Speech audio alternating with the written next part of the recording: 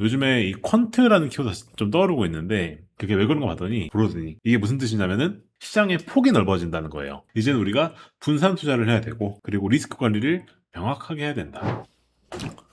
네, 안녕하십니까 여러분. 제임스입니다. 자, 오늘은요. 2026년 상반기 글로벌 퀀트 투자 전략 보고서라는 주제를 가지고 말씀을 드려볼까 합니다. 일단 이 주제를 제가 저번 달에 찍었었는데 이번 달에 이제 1월 달에 경과를 내고 2월 달에 됐으니까 2월 달 기반으로 데이터를 좀 업데이트를 해서 말씀드리려고 하는 겁니다. 바로 들어가 볼게요. 일단 그 본문 들어가기 앞서서 요즘에 이 퀀트라는 키워드가 좀 떠오르고 있는데 그게 왜 그런가 봤더니 여기 솔로지옥 5라는 그 넷플릭스의 연애 예능이 있죠. 근데 거기에서 여기 계신 이성훈이라는 분이 되게 잘생기셨는데 이분이 퀀트 트레이더로 출연하셨습니다. 그래가지고 이 퀀트 트레이더라고 하는 게 좀 유명해지기 시작했는데요. 일단 이 퀀트 트레이더라는 게 대체 무엇이냐? 아마 아시는 분 아시겠지만 이 퀀트라고 하는 거는 기본적으로 통계 그리고 데이터, 검증된 수식 그리고 알고리즘을 통해서 투자를 하는 걸 저희가 퀀트라고 합니다. 그래서 일반 트레이더들은 뭐 뉴스라든가 뭐 시장 분위기라든가 차트를 보고 감각으로 직관과 경험으로 투자를 하는데 퀀트는 데이터를 가지고 검증된 수식을 가지고 알고리즘에 따라서 투자를 하고요. 그러다 보니까 일반 트레이더들은 공포와 탐욕이 흔들릴 수밖에 없는데 퀀트는 감정을 배제하고 기계적으로 실행을 하기 때문에 이 투자에 있어서 강점을 갖는다라고 말할 수 있는 이제 그런 영역입니다. 그래서 퀀트 투자를 하려면은 일단 당연하겠지만 데이터를 수집을 해야 되고 그를 통해서 전략을 만들어야 됩니다. 예를 들어 어떤 조건일 때 수익률이 높더라라는 공식을 세우는 거고요. 이거를 백테스트를 해보고 즉 이제 이 공식을 과거 데이터에 적용을 해서 진짜 돈 벌었는지 이제 검증을 하는 그런 것들을 하는 거고요. 그리고 이거를 실전에 적용을 시켜서 이제 자동으로 매매를 돌리는 것까지 하는 것까지 해야 되는데 당연한 말이겠지만 말이 되게 어렵죠. 그래서 대부분의 분들이 퀀트 트레이더라는 말을 보실 때마다 나도 할 수 있을까? 라는 말씀을 생각하십니다. 솔직히 말씀드리면은 여기 이 솔로즈 5 보시면은 이분이 되게 천재적인 분이시거든요. UC 버클리 대학교를 나왔고 거기서 콩공을 하셨고 구글이나 그런 데서 일을 할 정도로 되게 수재입니다. 그리고 수학을 되게 잘하시는데 그런 천재적인 수학 능력이 없다면 쉽진 않습니다. 근데 사실 요즘에는 시대가 좋아져서 IT 서비스로 전문가의 알고리즘을 빌려 쓰는 방법은 많습니다. 그래서 검색해 보시면 여기 이제 퀀터스라는 것도 이제 솔로 지역에서 같이 이렇게 좀 검색해서 나와 있는데 보시면 저희 퀀터스가 사실 제가 만든 제품이죠. 퀀터스 파운드리라는 제품이 오시면은 여러분들도 직접 이 퀀트 전략을 스스로 만들 수가 있습니다. 이제 이벤트도 저희가 열고 있는데 관심 있으신 분들은 저희 콘텐츠 검색해서 들어오시면은 보이실 테니까 한번 보시면 좋겠다라는 말씀을 드리고 싶고요. 이제 오늘 본론을 다시 넘어와서 2026년을 대비한 퀀트 전략, 특히 상반기 전략에 대해서 다시 한번 말씀을 드려보려고 합니다. 일단 지난 1월 달에 다뤘던 내용은 크게 달라지는 내용은 없습니다. 제가 지난 1월 달에 어떤 말씀을 드렸느냐? 사실 지난해까지 주식시장이 되게 좋았습니다. 특히나 미국 주식은 되게 좋았죠. 미국 주식은 3년 연속으로 지수가 플러스 수익률, 그것도 두 자릿대 수익률을 기록을 했고요. 그러다 보니까 그 올해는 어떤 게 포인트냐 했을 때 올해의 마켓 트렌드는 뭐냐? 브로드닝이라고 전 잡았습니다. 브로드닝. 이게 무슨 뜻이냐면은 이제 시장의 폭이 넓어진다는 거예요. 사실 지난해까지는 저희가 메가캡 위주의 장세였어요. 뭔 말이냐? M7이라고 저희가 부르죠. M7 위주의 장세였었는데 이제는 이 M7은 너무 많이 올랐고 그리고 M7만 가는 장이 아니라 이제는 기존에 소외받았던 가치 주식이나 해외 주식들 특히나 이제 그 여파로 인해서 제가 지난달에 정확하게 말씀드렸던 것처럼 코스피는 5,000포인트를 돌파했습니다. 이것은 이제 이런 브로드닝 이펙트와 거기에 대해서 정책, 수급, 반도체 이 모든 것들이 결합된 결과였고요. 한국이 기본적으로 저렴했기 때문에 그런 것도 있었습니다. 그래서 그런 부분들이 있었기 때문에 그렇게 된 거였었고 그리고 올해는 그렇기 때문에 좀 더 멀티 관점에서 접근을 해야 된다. 뭔 말이냐? 기존에는 M7, M7은 기본적으로 저희가 모멘텀 주식이다라고 분류를 하는데 모멘텀 팩터뿐만이 아니라 이제는 가치 팩터나 퀄리티 팩터도 같이 고려할 때가 왔다. 그래서 이제는 우리가 분산 투자를 해야 되고 그리고 리스크 관리를 명확하게 해야 된다라는 말씀을 개인적으로 좀 드리고 싶다. 이 말씀을 좀 드리고 싶어요. 자, 일단 글로벌 매크로를 보게 되었을 때 지난해 했던 거랑은 크게 달라진 점이 없습니다. 사실 올해도 성장률은 견조할 것 같다는 게 대부분 하우스의 전망이에요. 일단 올해 글로벌 성장률을 전망하는 걸 보게 되었을 때 최근치를 가져온 건데 최근치를 보더라도 글로벌 경제는 3.3% 성장할 것이다. 그리고 미국도 예외적으로 강세를 보일 것인데 일단 트럼프가 작년도에 밀었던 정책이 크게 두 가지가 있는데 관세가 있고 감세가 있습니다. 감세. 감세는 뭐냐? 미국 자국민에 대해서 세금을 깎아주겠다는 거죠. 그래서 감세 효과가 올해는 나올 거기 때문에 미국 경제도 좋을 것이다. 근데 그 여파로 성장이 좋기 때문에 인플레이션에 대한 압력은 잔존할 거기 때문에 금리 인하는 점진적일 것이다. 그래서 금리 인하가 생각보다 빠르진 않을 것이다. 라는 거고, 이제 그 와중에 일본은 금리를 올리는 그런 일이 있을 것이고, 그리고 유럽이나 미국이나 이런 나라들은 완화 정책을 계속할 것이다. 이 부분이 글로벌의 트렌드고요. 그리고 이 글로벌 전체를 봤었을 때 지정학 리스크를 보게 되었을 때는 사실상 상시화되었다고 보는 게 대부분 하우스의 시각입니다. 그게 좀 맞다고 보고요. 일단 중동 쪽에서 계속 노이즈 나오고 있죠. 그리고 남미 쪽에서 계속 노이즈 나오고 있는데 이런 부분들은 상시적일 거기 때문에 이 중동이나 남미에서 뭔가 전쟁이 일어난다고 하면은 어떤 게 리스크냐고 했었을 때 원자재 가격 변동성이 커진다. 그게 핵심이죠. 그죠? 사실 중동이나 남미가 전쟁하다 했었을 때 우리가 뭘 걱정하느냐? 뭐 거기에서 전쟁 나서 사람이 죽는 건 안타깝긴 하지만은 일단 우리가 투자하는 관점에서 봤었을 때 냉정하게 뭐가 문제 됐을 때는 일단 원자재 가격이 뛰는 게 가장 큰 문제입니다. 사실 이게 아까 말씀드린 인플레이션이랑 맞물려 들어가죠. 그래서 올해 같은 경우에는 경기 자체는 좋을 것 같은데 인플레가 리스크이다 라고 하는 거를 우리가 중점적으로 봐야 된다. 그리고 이 성장을 견인하는 게 대부분이 뭐냐면 AI 쪽에 대한 투자 이런 쪽일 거기 때문에 이런 이 경기가 부양되는 섹터 쪽으로 우리가 주로 투자하는 것이 일반적이겠다라고 하는 게 이제 올해를 이끄는 매크로의 테마다라고 볼 수가 있을 것 같습니다. 자, 그래서 다시 정리를 해보면 올해 경기는 좋을 것 같다. 근데 인플레이션은 여전히 높은 수준을 유지가 될 것이다. 지정학 긴장은 높을 것이다. 라고 하는 게 올해를 정의하는 키워드겠다. 사실 퀀트를 우리가 말을 함에 있어서 퀀트는 데이터를 보고 투자하는 거긴 하지만 기본적으로 데이터와 경제학을 융합시켜야 됩니다. 그렇기 때문에 이 경제를 우리가 안 볼 수는 없어요. 그래서 경제를 제가 리뷰를 해드린 거고 이거는 저번 달에 말씀드리긴 했지만 이번 달에도 똑같을 것 같다 말씀을 드려야 될 것 같습니다. 그래서 1월 성과를 리뷰를 해보면 전에 말씀드렸던 것처럼 이 기본적으로 원래는 모멘텀 주식들, 그러니까 M7 위주의 장세였었는데 실제로 가치 팩터가 돌아왔습니다. 즉 가치주들이 특히나 S&P 내에서도 가치주가 성장주 대비해서 3.8% 정도 더 올랐어요. 사실 현재 뭐 엔비디아나 구글이나 그런 기업들 보게 됐을 때 지금 박스권에서 움직이고 있는데 사실 이 S&P 500 내에서 가치주가 성장주 대비해서 좀 더 많이 올랐습니다. 그리고 선진국의 가치 지수는 33%나 급등을 하면서 시장을 주도했어요.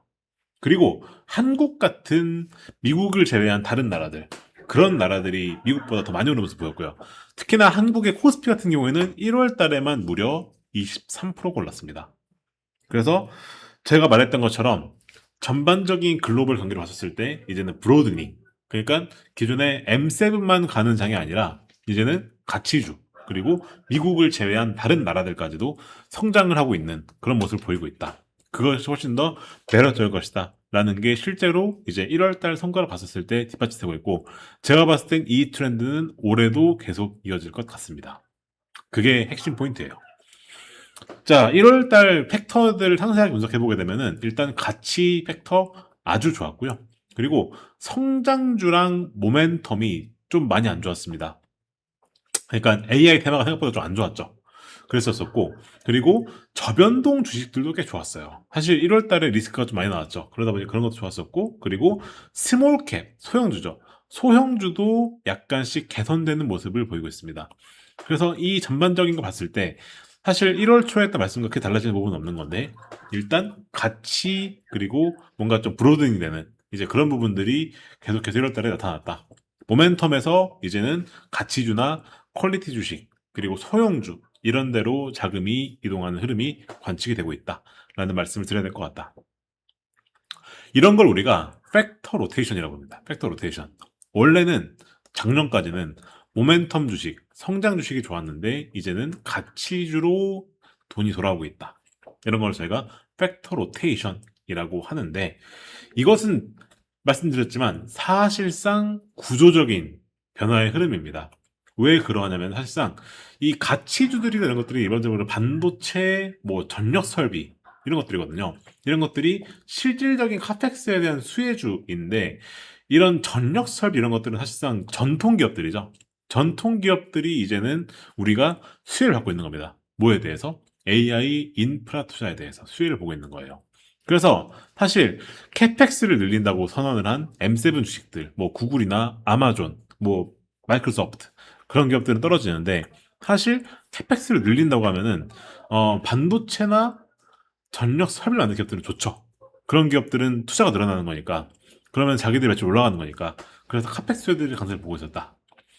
역으로 소프트웨어 기업들, 플랫폼 기업들 이것들이 성장주들이 모멘텀 주식들인데 이런 것들은 밸류에이션 부담과 수익성 검증력으로 조정 국면에 들어갔다. 그래서 이거는 사실상 구조적인 트렌드이다 라고 볼 수 있는 그런 부분이겠다. 그리고 또 좋아지고 있는 게 뭐냐? 사실 이 성장률은 좋고, 그리고 금리는 점진적으로 내린다라고 하게 되면은, 이렇게 되면은 금융주가 좋아요, 금융주가. 금융주도 전통적인 가치주입니다. 왜냐면은 단기 금리는 내리는데 장기 금리는 성장이 좋으니까 높아지거든요. 그럼 어떻게 되느냐? 이자 마진이 늘어납니다. 단기 금리 내려가는데 장기 금리 높으니까. 그죠? 성장이 좋아서 장기 금리 높은데 단기 금리 내려오니까 이자 마진이 개선됩니다. 이렇게 되면은 은행주가 좋아요.